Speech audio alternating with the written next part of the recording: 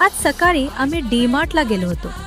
तिथून आम्ही falooda ready mix आणला आणि एक व्हॅनिला फ्लेवरचा आईस्क्रीम फॅमिली पॅक घेतला. इन्स्ट्रक्शन्सनुसार मी फालुदा मिक्स गॅसवर दुधात गरम करून घेतला आणि मग छानपैकी थंड व्हायला ठेवला, कारण मला बर्फ वापरायचा नव्हता. आता सर्विंगसाठी मी 5 ग्लास घेतले. सगळ्यात आधी त्यात तयार फालुदा मिक्स टाकला.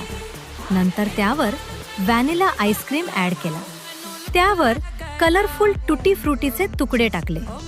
नंतर बदाम आणि किसमी पण ॲड केले आणि शेवटी वरून रोज सिरपची मास्ट टॉपिंग केली. बस तयार झाला आपला घराच्या टेस्टी फालुदा.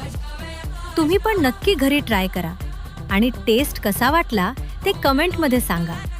आणि पुढच्या मेनूसाठी व्हिडिओ आवडला असेल तर लाईक आणि सबस्क्राईब करायला विसरू नका.